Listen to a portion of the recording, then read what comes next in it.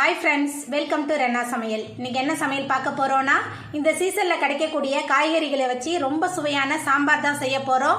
அதுவும் பலாக்கொட்டை, அவரைக்காய், மாங்காய் எல்லாமே சேர்த்துருக்கோம். ரொம்ப சுவையா இருக்கும். எளிமையான முறையில செய்யக்கூடிய இந்த சாம்பாரை ரொம்ப சுவையாவும் அசத்தலாவும் எப்படி செய்யறதுன்னு வாங்க பார்த்துடலாம். சாம்பார் பண்றதுக்கு 3 டேபிள் ஸ்பூன் எண்ணெய் சேர்த்துடலாம். எண்ணெய் சூடாயிட்டு இதில் கடுகு சேர்த்துடலாம். கடுகு சேர்த்து கடுகு நல்லா பொரிய ஆரம்பிச்சிருச்சு. 10 போல் சின்ன வெங்காயமும் கருவேப்பிலையும் சேர்த்துடலாம். சேர்த்துட்டு நல்லா வதக்கிடலாம். வெங்காயம் நல்லா வதங்கி வந்துருச்சு. இப்போ இதில் அவரைக்காய் சேர்த்துடலாம். 10 அவரைக்காய் சேர்க்குறேன். அது கூடவே பலாக்கொட்டை சேர்த்துடலாம். அது ஒரு 10 இருக்கும். சேர்த்துட்டு கொஞ்சம் நேரத்துக்கு இந்த எண்ணெயிலே நல்லா வதக்கிடலாம். பலாக்கொட்டையும் அவரைக்காவையும். பலாக்கொட்டை சாம்பார் ரொம்ப சுவையாக இருக்கும். நம்ம பலாப்பழம் வாங்கிட்டு வந்தோடனே பலாப்பழத்தை சாப்பிட்டுட்டு அந்த கொட்டையை தூக்கி வீசாமல் வச்சுருந்தேன். இதை மாதிரி சாம்பார், புளிக்குழம்பு எது வேணாலும் செஞ்சு சாப்பிட்லாம். ரொம்ப சுவையாக இருக்கும்.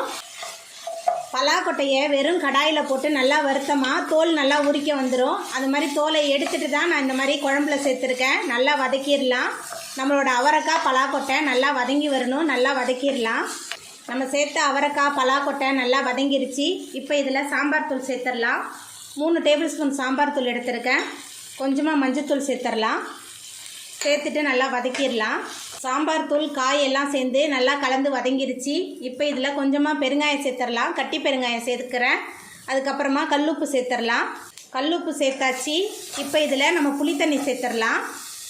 நெல்லிக்காய் சைஸுக்கும் குறைவான புளியை தண்ணியில் ஊற வச்சு கரைச்சி வச்சுருக்கேன். அந்த புளி தண்ணி சேர்த்துடலாம். அதுக்கப்புறமா சாம்பாருக்கு தேவையான அளவுக்கு தண்ணி சேர்த்துடலாம். தண்ணி சேர்த்துட்டு நல்லா கலந்து விட்டுடலாம்.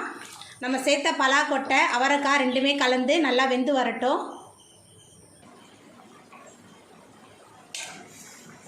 நம்ம சேர்த்த பலாக்கொட்டை, அவரைக்காய் ரெண்டுமே கலந்து சூப்பராக வெந்து வந்துருச்சு. நல்லா கமன்னு இருக்குது. இப்போ இதில் நம்ம மாங்காய் சேர்த்துடலாம். ஒரே ஒரு மாங்காவை, அதுவும் ஒட்டு மாங்காய் நறுக்கி வச்சுருக்கேன். மாங்காய் சேர்த்துடலாம். மாங்காய் சேர்த்துட்டு கலந்து விட்டுடலாம்.